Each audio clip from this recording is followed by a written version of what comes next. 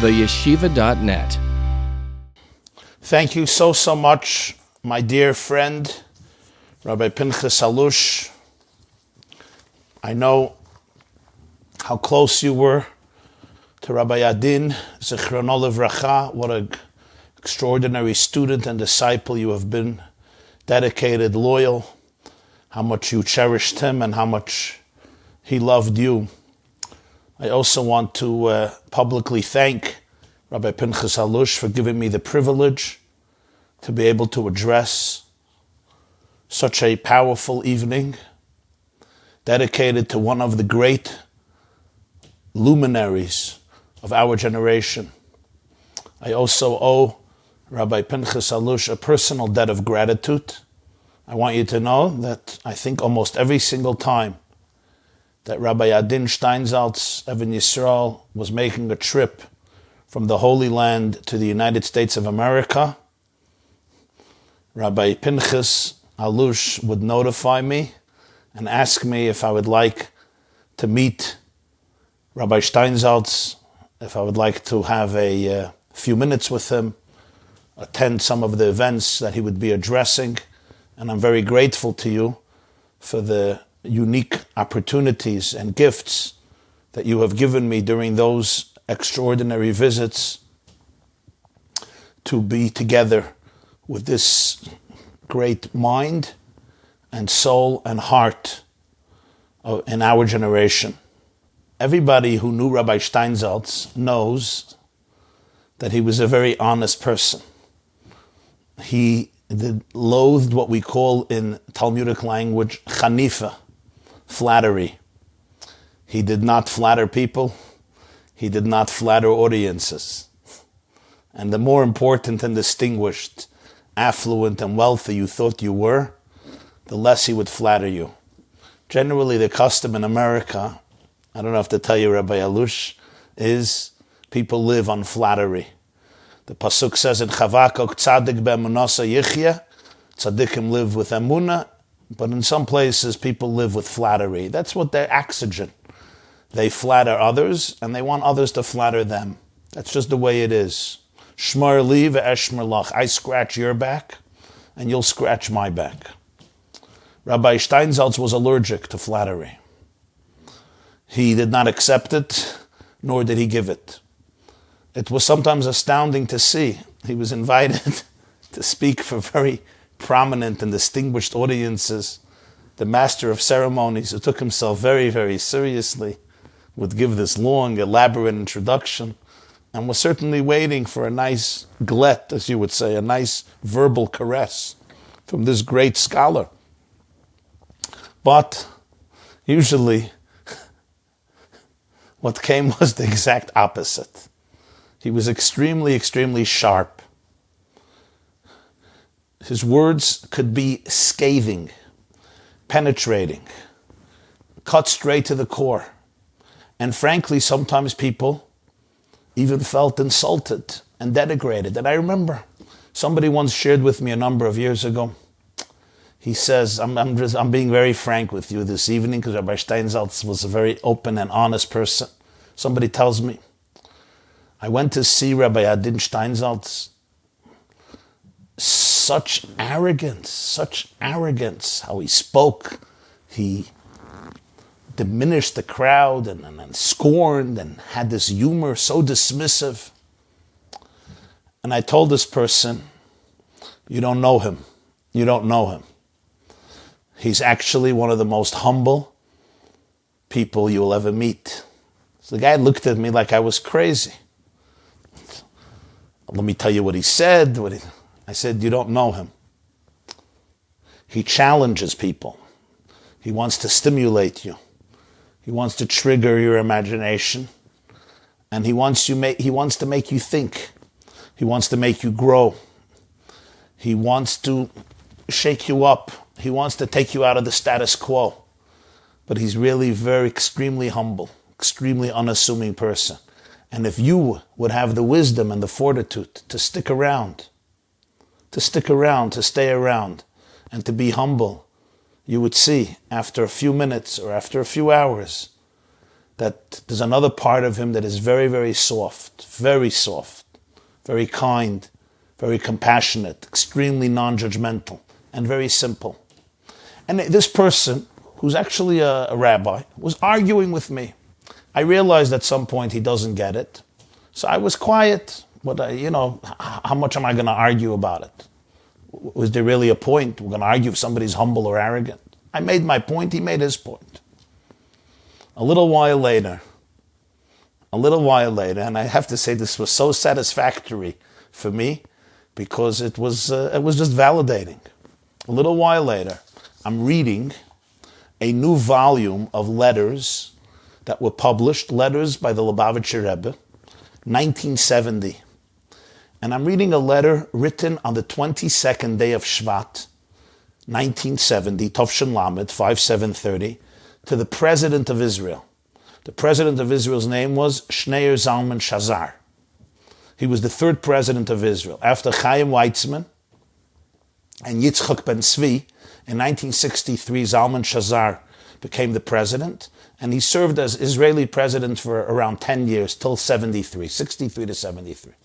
Shneir Zalman Shazar was named after the Baal HaTanya, the Alter Rebbe, Shneir Zalman, because his family came from Chabad Chassid.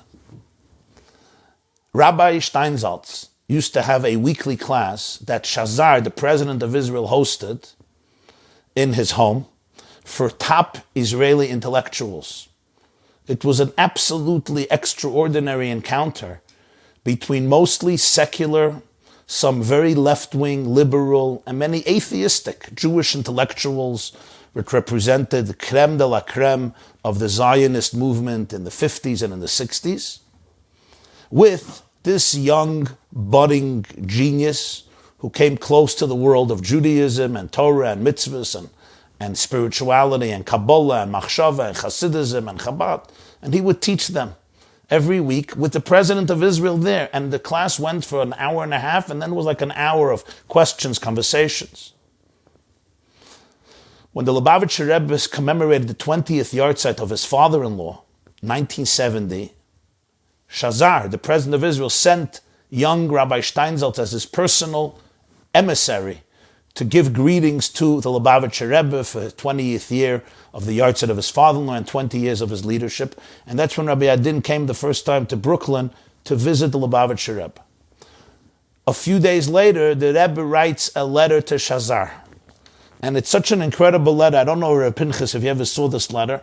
I'm going to read it to you in English translation. It's written in Hebrew, obviously, but I'm writing my own English translation because I happen to know quite well the works of the Lubavitcher Rebbe, and I can assure you, and I say this with responsibility and authority, that the Rebbe should write this about somebody is not just rare and unique, but exceptionally rare and unique, completely out of his character, not the Rebbe's style. It was just not the way he wrote, but this is what he writes to Shazar. The President of Israel, Lubavitcher Rebbe to the President of Israel. I have to give you a special warm thanks for the delight and the pleasure and the nachas and the respect that you conferred upon me by sending your messenger, your personal shliach, and your personal representative, Rabbi Dr. Rabbi Mar, which means the Honorable Rabbi Adin Steinsaltz. That's number one. In addition to the opportunity that it gave me to at last get to know him from close, because they had an exchange of letters for many years, already since the 50s, but this is 70, but this is the first time I got to know him close. And he writes, the Rebbe writes, and this I'm going to quote in Hebrew, Umatzasi boy mailas harbe yoiser me'asher kos omruli v'kosvuli v'tiero oise lefonav. For many years, people have told me about his virtues. People have written to me about his virtues. People have described to me his virtues, including President Shazar. But what I found in him were virtues that surpass far beyond what was told to me, what was written to me, and what was described to me. It is my fervent hope that Rabbi Adin will utilize these resources, these talents, these virtues he has to the maximum ability. And it is my fervent hope that his humility will assist him in maximizing his potential. I hope that his humility will not be too deep and too intense, because it seems like that his humility is actually what obstructed him from actualizing his potentials as much as he can. He is such a humble person, and it has become a barrier for him to truly maximize his potentials and flex his muscles. So I hope that his humility will actually help him maximize his potentials rather than obstruct them as it has done, as his humility has done till now. Now I know, he writes to the President of Israel, it's difficult to find the middle road between the two extremes. One extreme is humility, where you completely see yourself as so humble and so low. And the other extreme, where you throw away your humility, and then, you could become arrogant. He says, especially humility, the Rambam explains that you have to go to the other extreme of arrogance. Nonetheless, it is vital that a human being, especially somebody like him, who has such a power for influence, to be able to find the right balance between extreme humility that drains you from really understanding who you are and what you can accomplish, and their other extreme arrogance. Now, this is a startling letter if you knew Rabbi Adin Steinsaltz. Because the truth is that his humility, the Lubavitcher Rebbe testified to this, and I knew I was vindicated in that argument because I saw it. I always saw it. People didn't always see it, I saw it.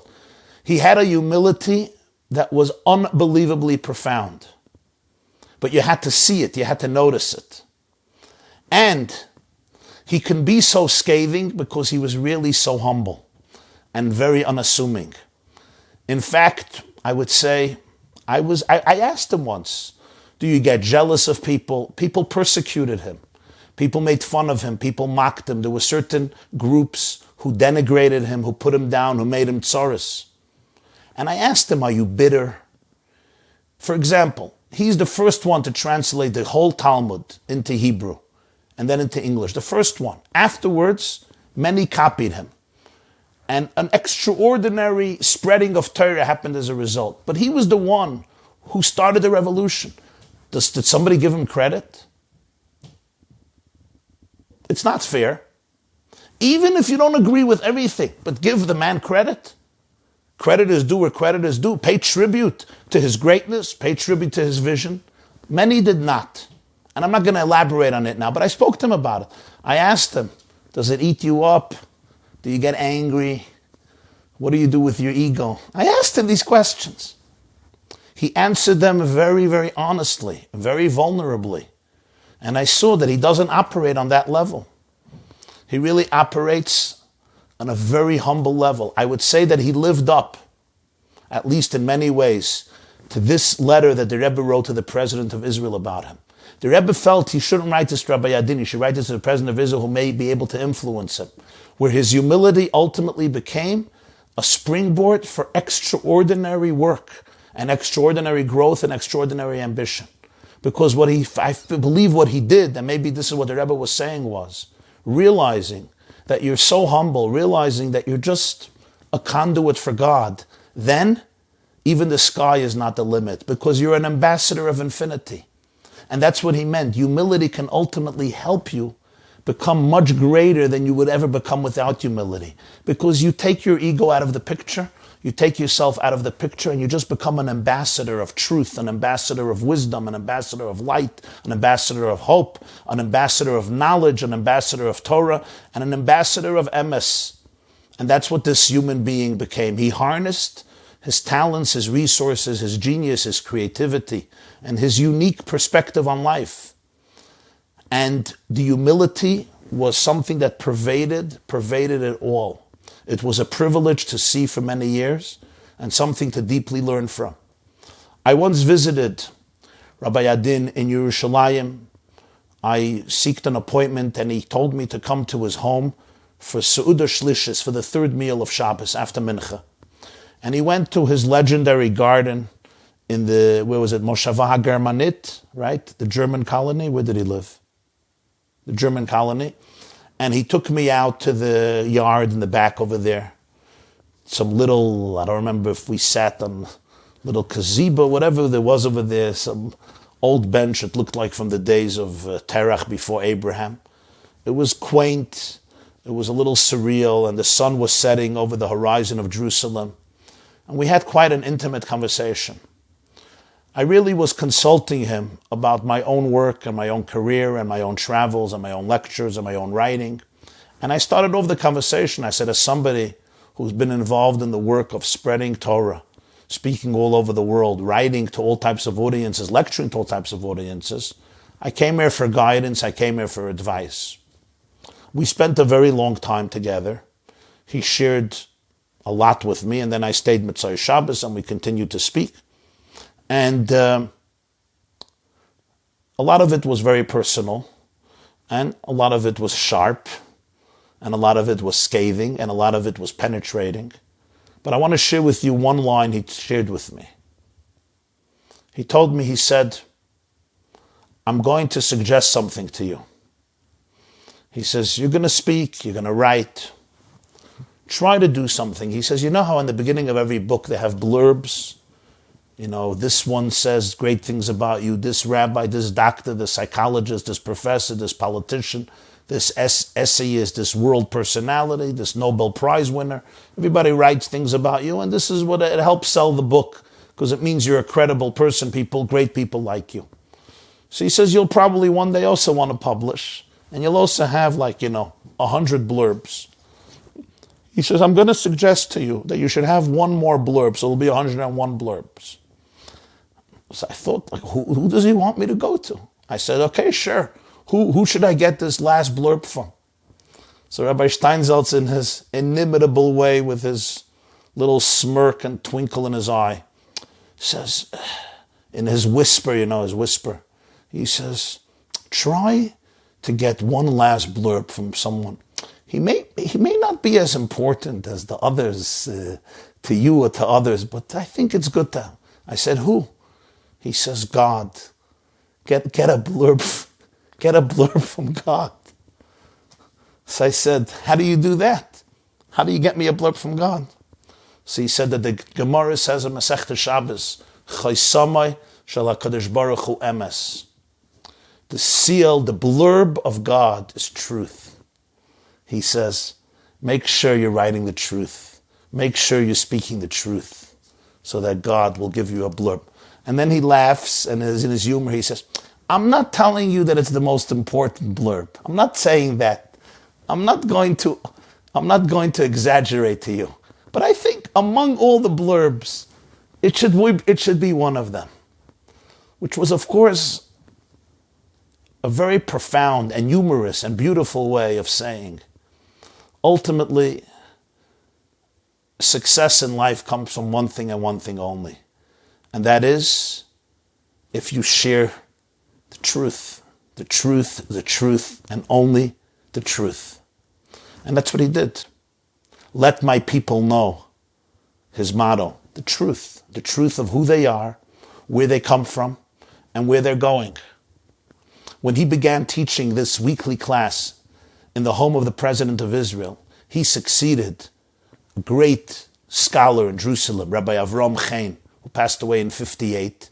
And he was an older man, a sage, came from a prominent family, generations of rabbis in Russia and Ukraine, Radatz, Peretz Chaim, the famous Chaim family.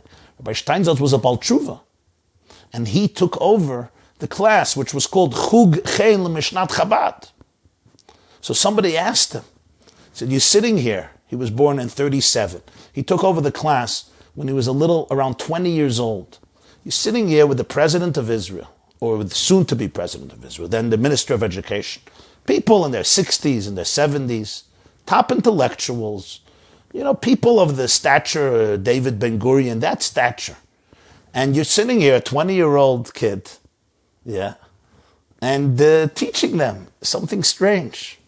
You know what he said, without skipping a heart's beat? He said, I'm not 20 years old. I'm 3,320 years old. Nobody here is 3,320 years old. And of course, what he was saying is, I'm not spewing here my own materials. Of course, he said it in his own way. It was filtered through his mind, through his metaphors, through his knowledge in science and physics and biology and, of course, mathematics and zoology and all of his other psychology, all of his other streams of wisdom and consciousness that would come into his speeches. But essentially, I'm representing Judaism, and Judaism is 3,300 years old when Torah was given at Sinai. And once you appreciate that, then humility does not become a contradiction for self-actualization. Because self-actualization is not about my ego. It's about what Hashem wants me to do in this world as his shliach, as his messenger. I once asked Rabbi Adin, I said to him, Kvod Harav, I want to ask you a question. You're an educator. You created a school system. You created yeshivas, high school, students. Rabbi Pinchas is one of his students in his yeshiva, Makar Chaim. Many other, hundreds and thousands of students over the years in Israel and in other places in the world, Russia and other places. And I asked him, I said, I also try to teach. I want to know something. What do you want from your students? What do you want them to look like? Do you want them to be as brilliant as you? Do you want them to have a holistic approach to Judaism? Do you want them to know all the basic works of Jewish philosophy, of halacha, of Jewish spirituality, of Musar, Chassidus, Kabbalah? What is your agenda? What's your prize student? Tell me your mission statement. I wanted to know. You know what he told me to Pinchas? Listen to what he told me. He said something so moving and so simple and so profound. He says, I have told my students what I want from them.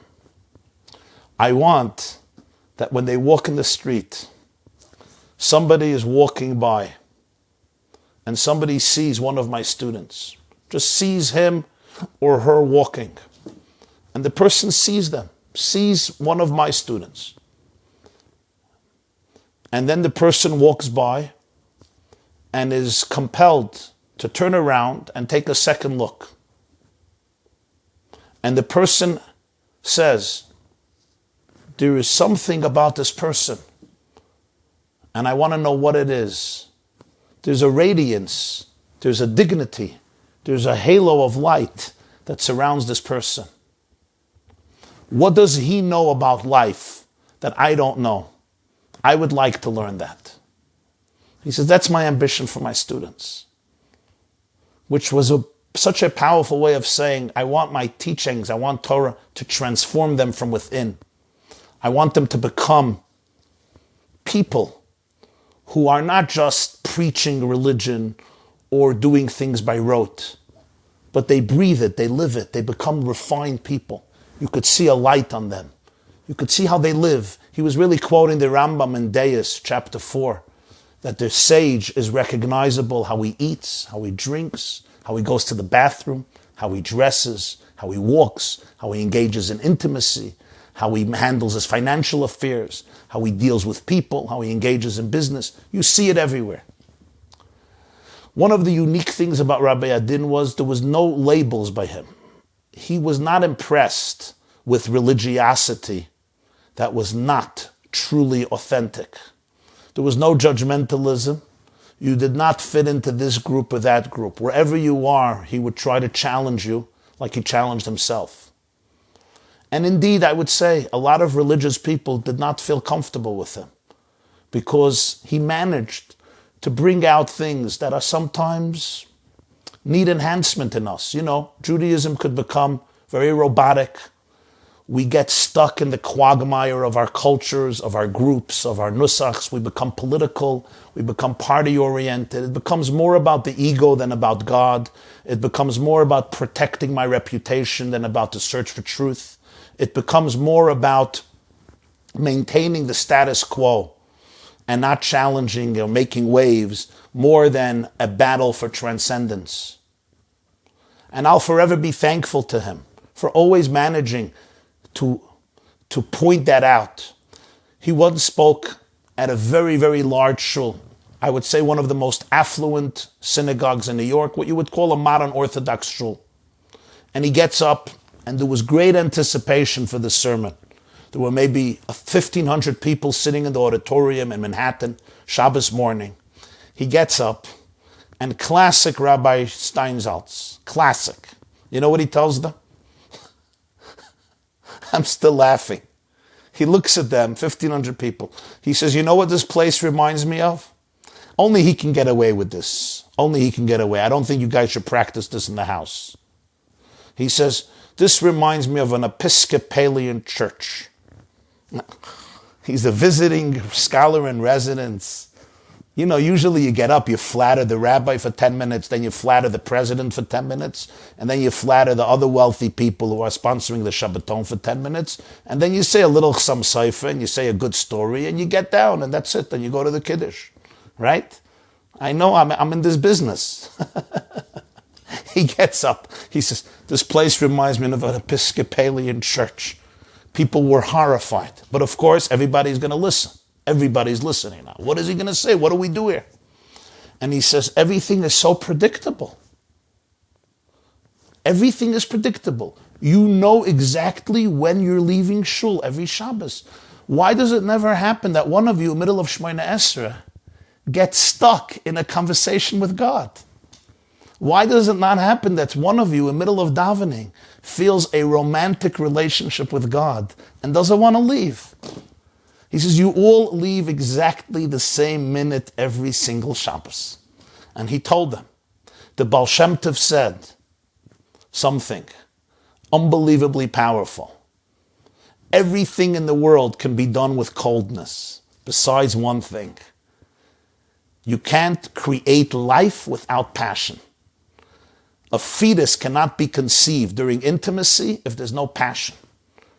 Life is not created without passion. He says, poor Baal Shem Tov, he didn't live in our generation. If yes, we would have taught him about artificial insemination. You could create life without passion. He says, that's the uniqueness of our generation. We know how to do everything without passion, even create life. But I'm telling you, your Judaism needs passion, passion, passion. Now, to be honest, some people didn't like it. It's like, what do you come here and insult us? But anybody who had a deep soul, sensitive soul, you had to fall in love with such a person. He told you the truth, and he challenged you. He didn't just tell you what you wanted to hear. He told you what you had to hear. I remember I was once at a big convention of a very big organization, very big Jewish organization, and a successful one. The reason I went there, actually, my father of blessed memory was a journalist, and he was invited, so he took me along for Shabbos. And Rabbi Steinsaltz gets up, and he says, I'm going to speak now about Aleinu l'shabeach l'Adon HaKol, the prayer where everybody runs out of shul, and you never think about it. And he says, we talk about how Aleinu l'shabeach, we're not like the nations of the world.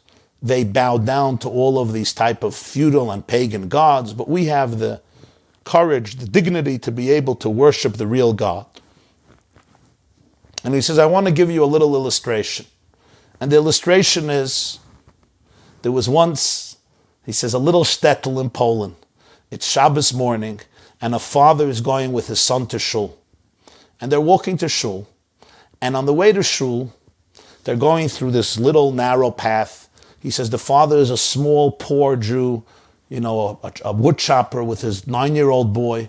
And they're holding his hands, walking to shul. And the boy is making trouble. You know, it's Poland, the shtetl. He says, Tati, I don't want to go to shul. I don't want to daven. I don't want to learn. I'm not interested. 9-year-old kid.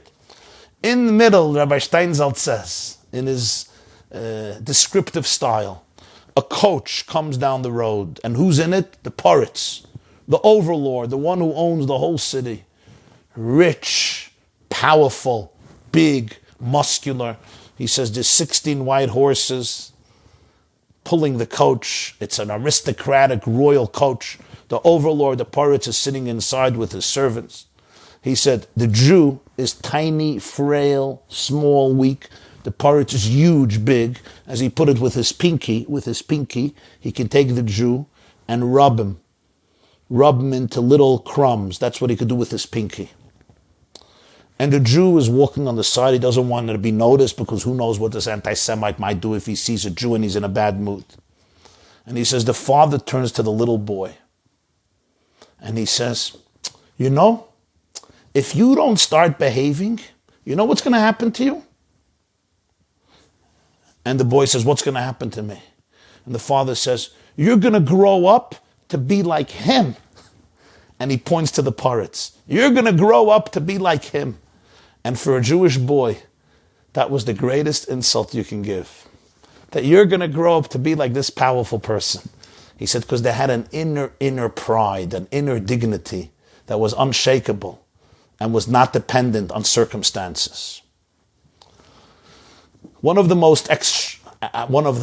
certain extraordinary teaching I heard from him was his translation to one word in Genesis, V'hanochash haya arum. The snake was sly, or smart, or shrewd, but Rabbi Adin said the translation is the snake was sophisticated. Sophisticated. He said, what's sophistication? Sophistication stops speaking about absolutes, and everything is in context. So there's no good and there's no bad. God told you not to eat from the tree? Of course. He's insecure. He's afraid of competition. He was never nurtured by parents. He's suffering from a lack of self-esteem.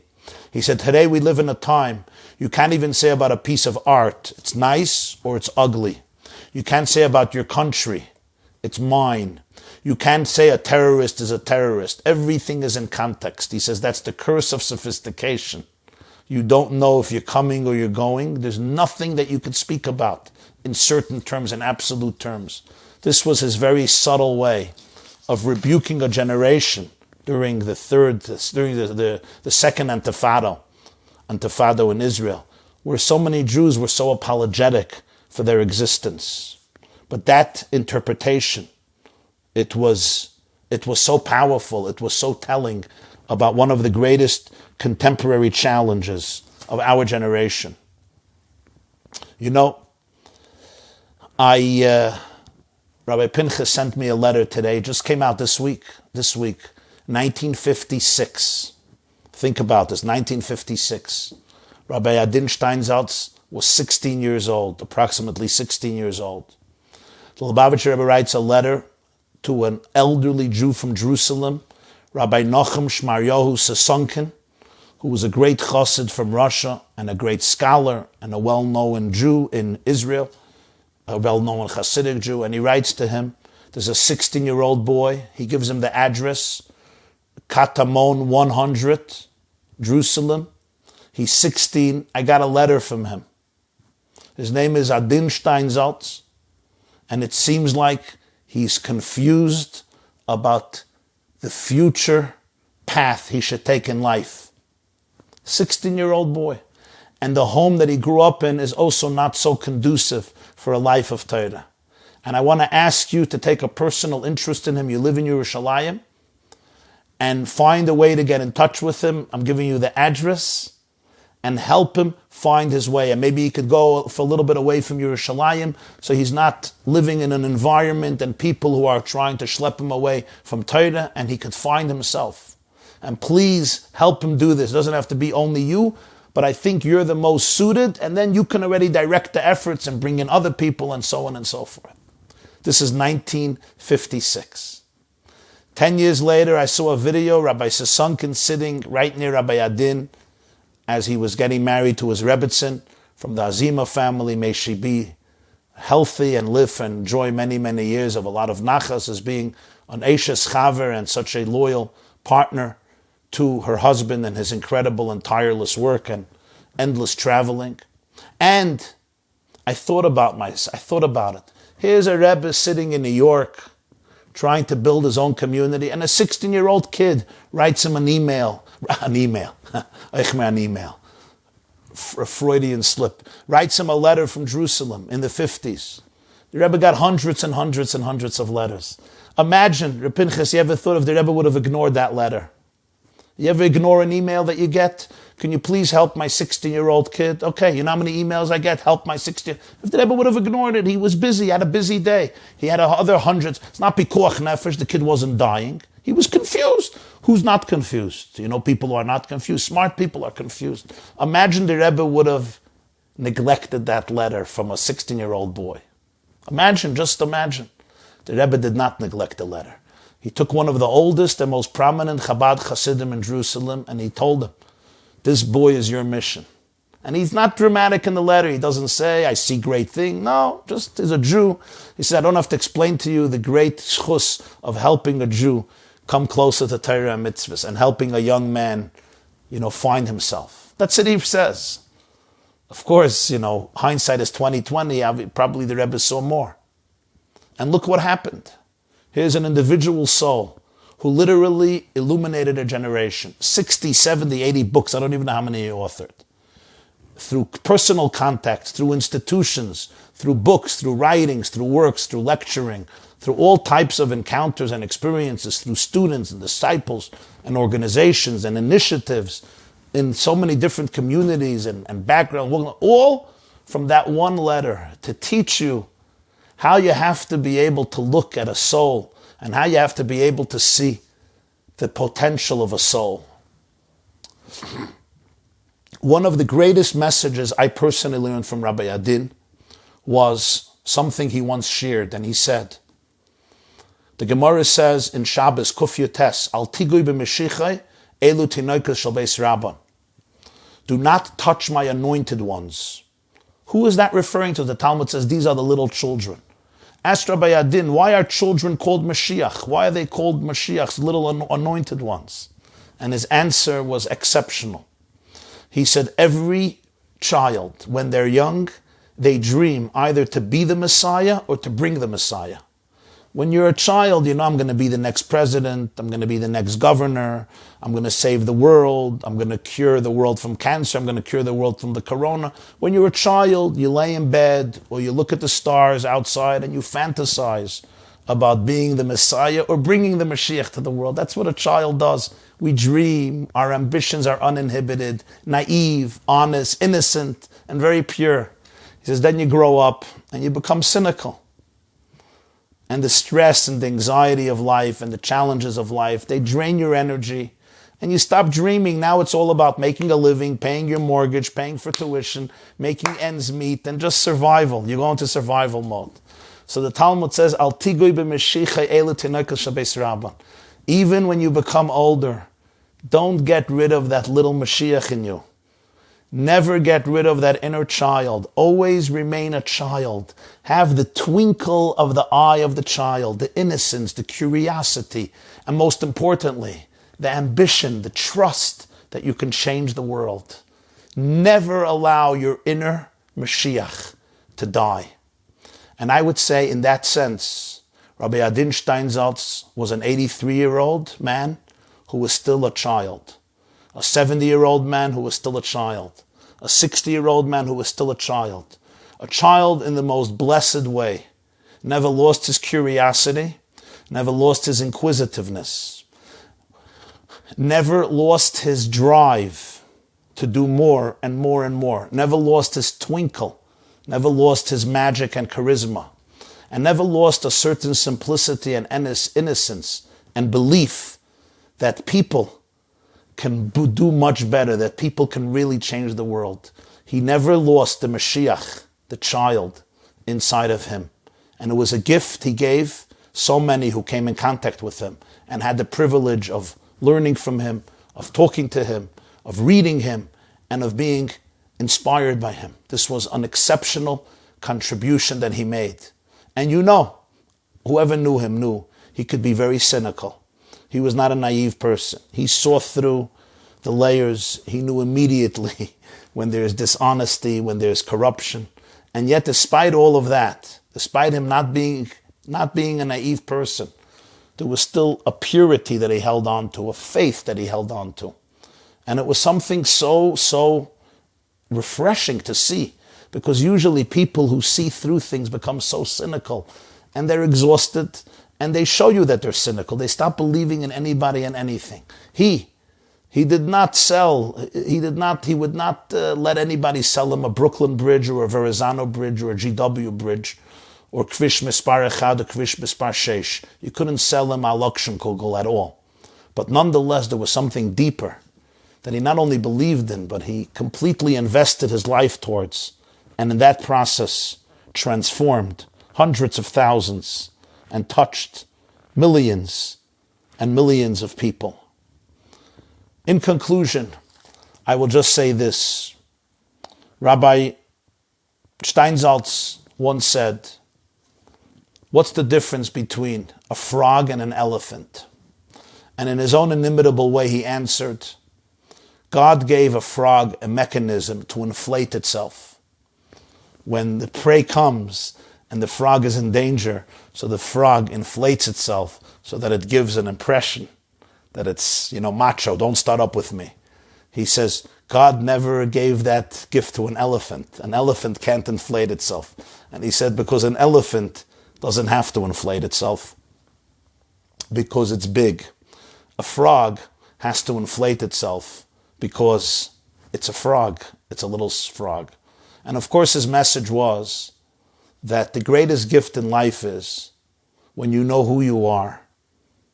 And when you're truly big, you don't have to inflate yourself because it just comes out. It's who you are. When you're not, then you live in a very external and shallow world, seeking validation, seeking approval of people. Well, in that sense, I would say Rabbi Adin Steinsaltz was truly a great person. And his greatness was deep, very deep. It was very deep inside. You didn't always see it, but you had to, if you would stay around, you saw there was greatness there. And it emerged in very powerful ways. And it emerged in a life that was ultimately characterized by endless dedication. And thank you for the opportunity. And may we continue not only his legacy, but may we continue and have the privilege and the merit to be able to embody his vision and to be able to continue the extraordinary work that he dedicated his entire life to really inspire the Jewish world and to inspire the whole world. Thank you. This class is brought to you by theyeshiva.net. Please help us continue the classes. Make even a small contribution at www.theyeshiva.net/donate.